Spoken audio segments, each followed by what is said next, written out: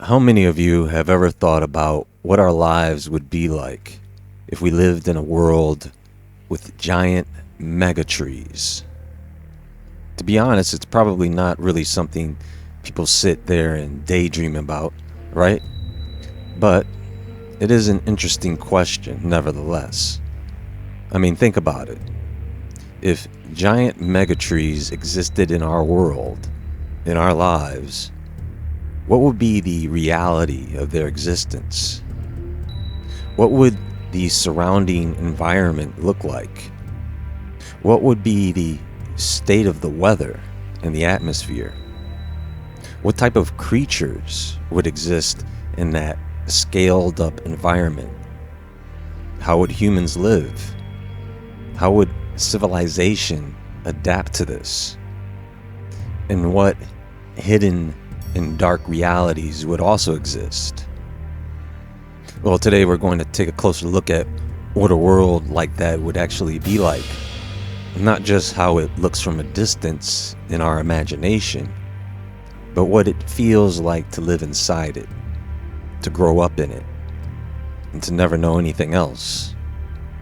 Because once you really start thinking it through, it stops feeling like fantasy and starts feeling like something that could have been real at some point, something that leaves behind more questions than answers, right?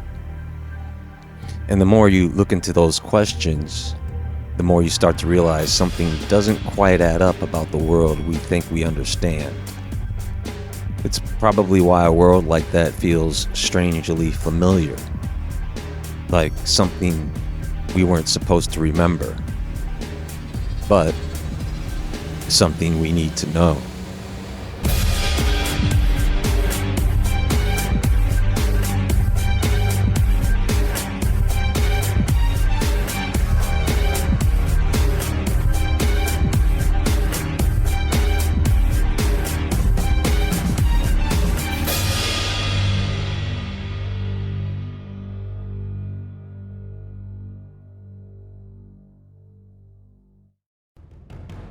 You know, if we did live in a world with giant megatrees, that of course would completely redefine the landscape.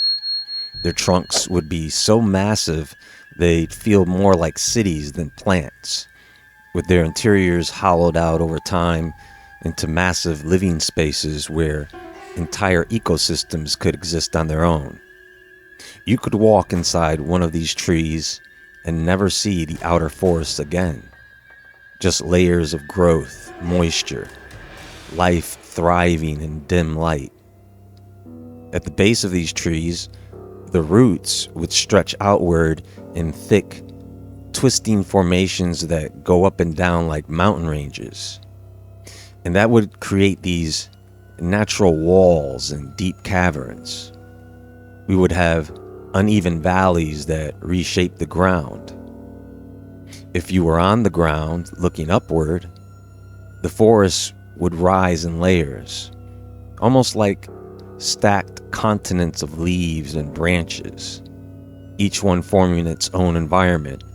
You see, the higher you go, the more it would feel like entering entirely different worlds, each one suspended above each other. Now, somewhere in the middle, there would be thick bands of fog that would settle and never fully clear, forming cloud layers wrapped around the trunks. These fog belts would drift slowly, sometimes opening just enough to reveal how far the tree continues upward before closing again. Now, in order to move around through this world, we wouldn't be limited to just the ground. The branches would extend outward from tree to tree, right? Forming natural bridges that stretch for miles. And they would be wide enough to walk across as if they were roads in the sky. Some would dip slightly under their own weight, but others would be solid enough, all of them connecting distant parts of the forest that would make the ground almost unnecessary.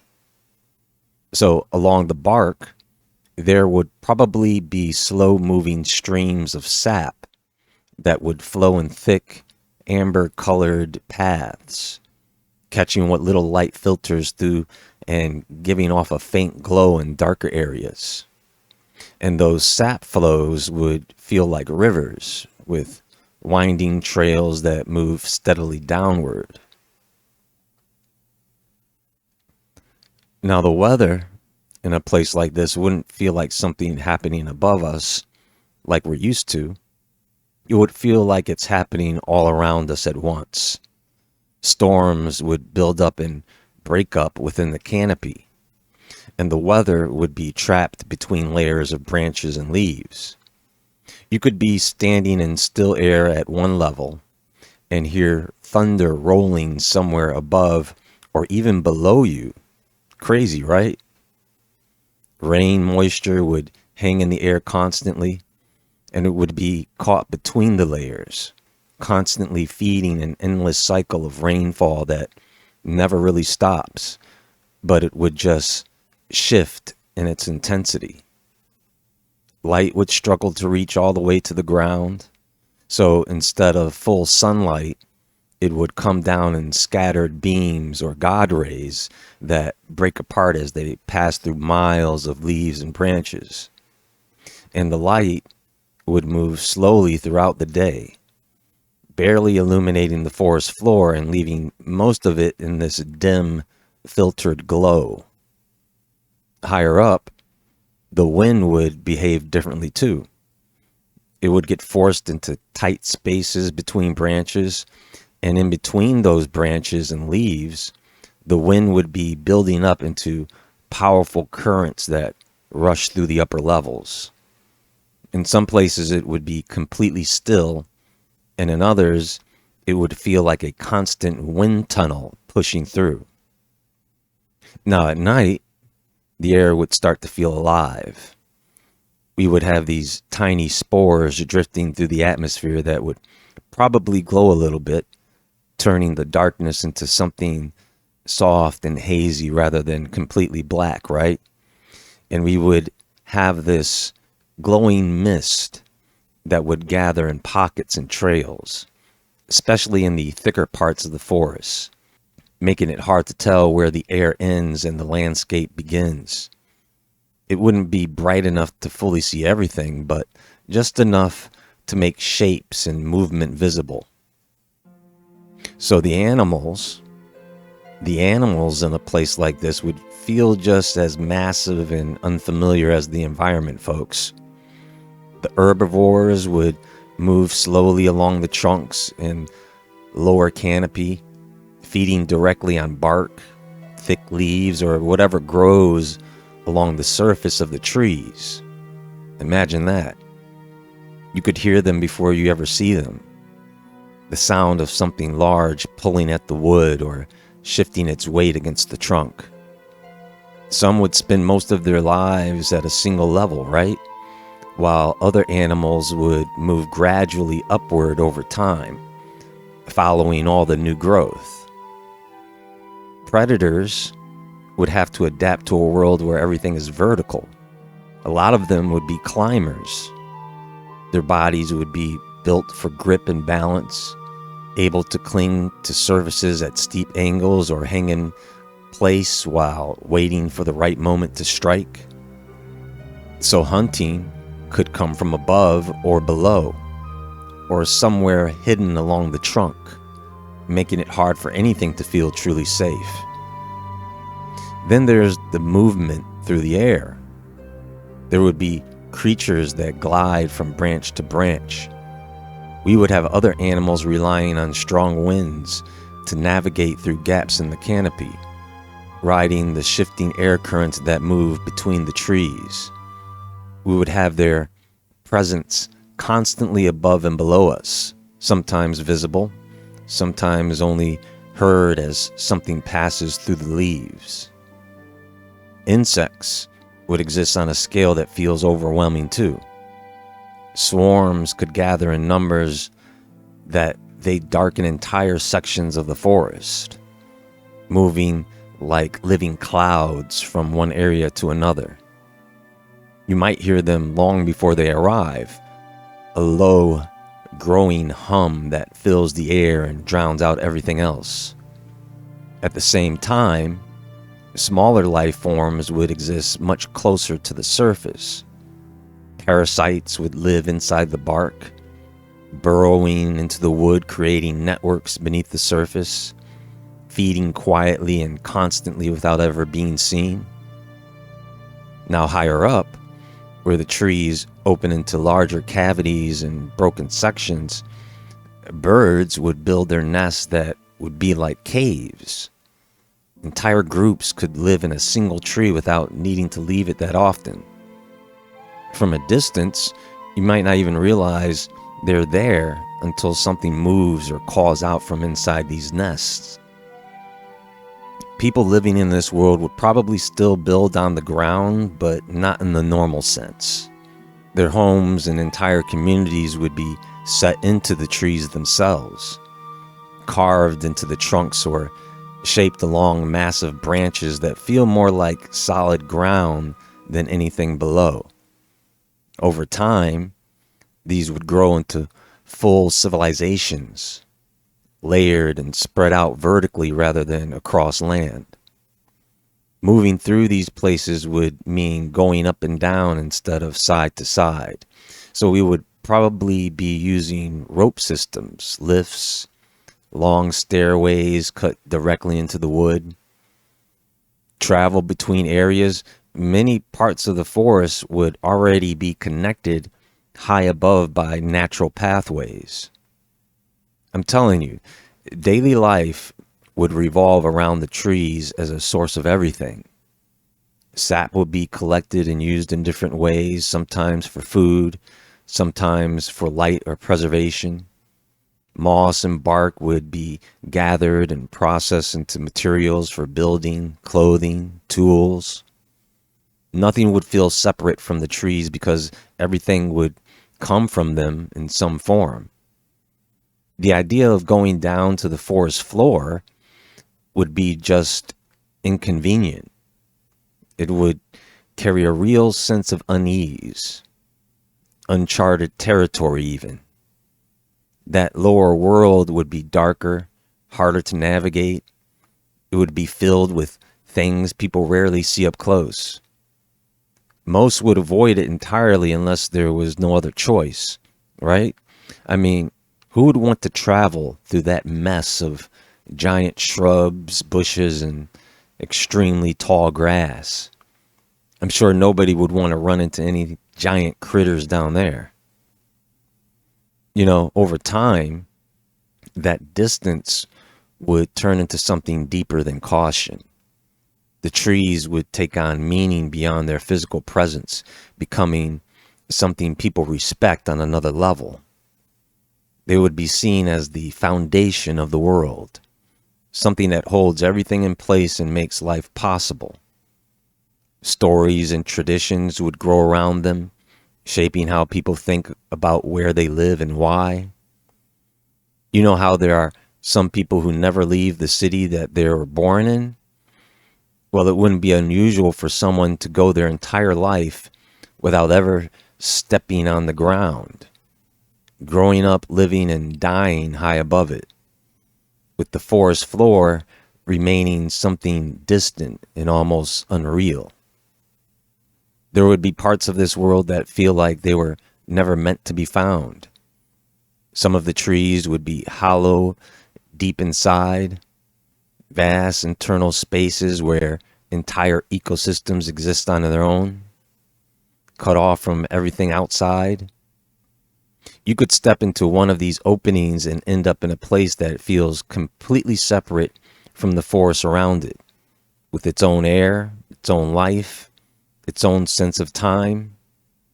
Light would barely reach these places, and what little does would fade quickly, leaving most of it in a dim enclosure that makes it hard to tell how far it really goes. Down near the base of the trees, there would be things that have never needed sunlight at all.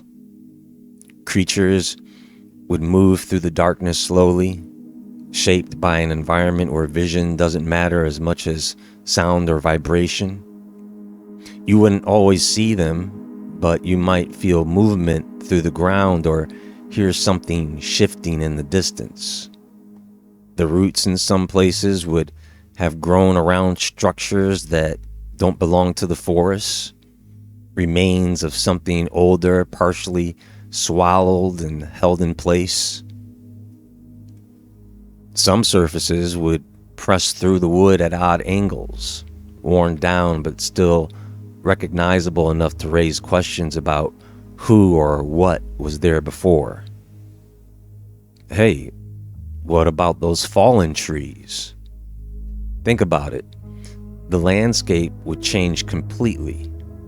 A single trunk lying across the ground would feel like the aftermath of something catastrophic, stretching out across the terrain and reshaping everything around it. Good luck getting that thing removed. I mean, those fallen giant trees would create barriers, shadows, new environments, places where the light shifts differently and the air feels heavier. Just the decay from something that massive would attract different animals, right? In between the roots, there would be openings that drop down into spaces you can't fully see into, narrow at first and then widening into something much deeper. Standing near one of these, it would be hard to tell where it ends, only that it leads somewhere far below. Massive holes in the ground. Sound would carry through the wood in ways that are difficult to trace, moving along the trunks and branches without a clear source. You might hear something faint and distant and not know if it's coming from above, below, or somewhere inside the tree. It wouldn't always sound like anything familiar either, just subtle shifts and tones that seem to travel through the structure of the forest, giving the sense that something is always moving, even when everything around you appears still. Living in a world like this, folks, would come with physical conditions that people would feel every day without even thinking about it. The lower levels of the forest would have heavier air, thick with moisture and harder to breathe the farther down you go. It wouldn't necessarily feel suffocating at first, but there would be a noticeable weight to it, something that makes movement slower and more tiring over time. The ground level especially would feel damp and dense, as if the air has been sitting there too long without ever really clearing out. Nothing would break down quickly either. Leaves, branches, and even entire fallen trees would linger for years. A massive trunk on the forest floor, something like that wouldn't just rot away in a season. It would remain there for decades, becoming part of the environment, like I said. Layers of old growth would build up over time, creating thick, uneven terrain where the past is still physically present, pressed into the landscape. Because the forest is stacked in so many layers, life would spread out in ways that feel almost overwhelming. Each level would develop its own conditions, its own balance, its own forms of life adapted to that specific space. Moving up or down would feel like stepping into a completely different environment with new sounds, new movement, new patterns of life. The variety would make it difficult to fully understand how everything connects. Visibility would rarely be clear. Between the constant moisture in the air and the limited light filtering through from above, most areas would exist in a kind of soft haze. Shapes would fade in and out at distance, and even familiar paths could feel uncertain depending on how the light shifts. It would be easy to lose track of depth and space, especially in places where the forest closes in tightly. The forest can already feel confusing with the size that the trees are now. Sound would behave in ways that make the environment feel even more disorienting. It would move through the trees, along the wood and between layers, bending and echoing as it goes. A noise from far away could seem close, while something nearby might be hard to place. Over time, people would learn to live with that uncertainty, but it would never feel completely predictable. And all of this, folks, is without us really doing anything to the tree. Imagine what it would be like once we start developing our technology in this environment. We would be building with it. Technology would become an extension of these trees. We would start integrating into the living structure, carving communication lines through the bark, using the natural sap flow like a biological data network. Imagine entire information systems running through the tree like veins, where signals travel through organic pathways instead of wires. Our devices would be embedded directly into living wood, powered by slow biological processes that the trees already use to distribute nutrients and energy. We would still be able to tap into a water supply from the trees themselves. Over time, transportation would evolve in a completely different direction too. Instead of roads or vehicles in the traditional sense, we would rely on vertical lift systems. Moving through the world would feel like riding a living infrastructure. Even lighting would change. We would tap into bioluminescent organisms and engineered spores to illuminate pathways deep inside the trunks. We would probably still use electricity and gas, because we would still want that power to regulate and control everything, right? Like temperature, communications, defense, border defense, military, government. And eventually we would just be living in the trees. We would probably see the same world we see today, just on different levels, different elevations, different cultures that would be spread out vertically. Imagine that. The people above would look at the people below them differently. There would be elevation-based discrimination, right? Elevationist, if there is such a word. I think at that point it would really be clear whether we adapted the trees to our technology or if the trees slowly turned us into part of their system.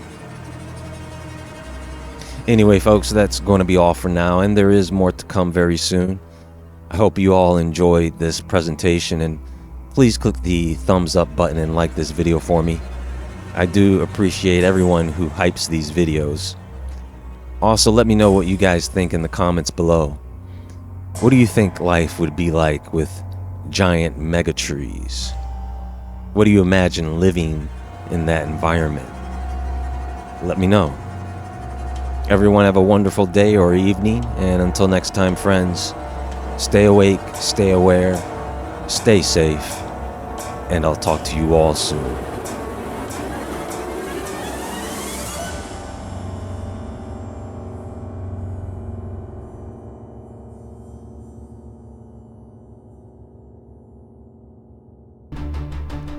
Since the dawn of time, shadows have followed us. Questions without answers.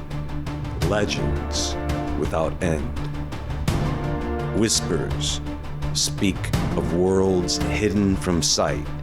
Truths buried in myth, carved in stone, and locked away in secret text and hidden vaults. Across every culture, every age, fragments remain. Clues to something vast, something forbidden, something waiting. This is Legends Mystery Masterclass. Here, we walk beyond the veil of ordinary understanding into ancient enigmas, forgotten corridors, and the secrets humanity was never meant to uncover. Prepare yourself. The mystery begins now.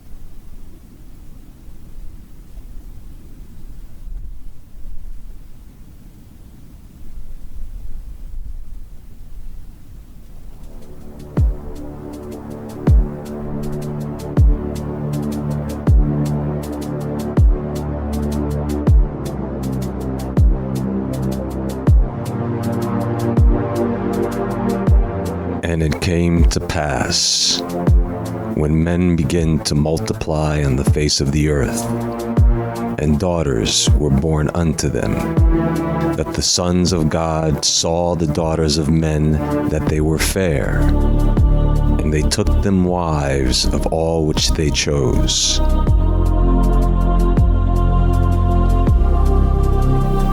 And the Lord said, My spirit shall not always strive with man, for that he also is flesh. Yet his days shall be 120 years.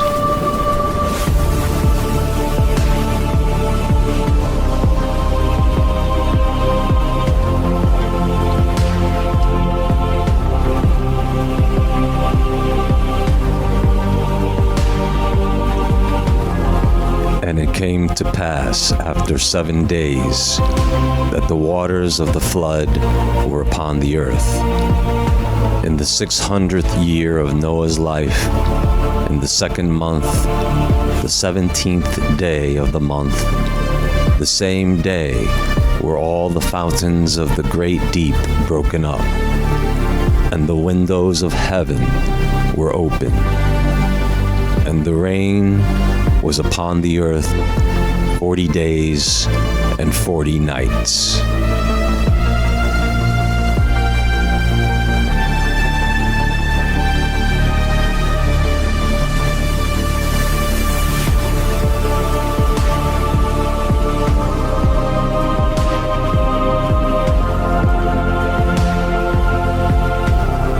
There were giants in the earth in those days, and also after that, when the sons of God came in unto the daughters of men, and they bare children to them. The same became mighty men which were of old, men of renown.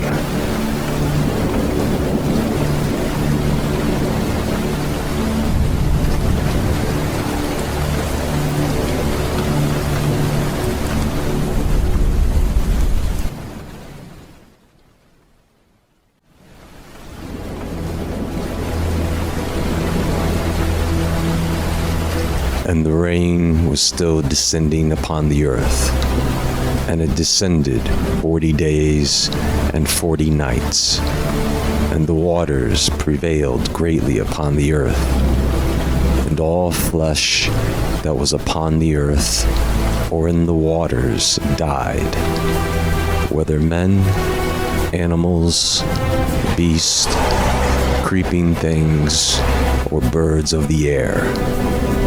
And there only remained Noah and those that were with him in the ark. And the waters prevailed, and they greatly increased upon the earth. And they lifted up the ark, and it was raised from the earth.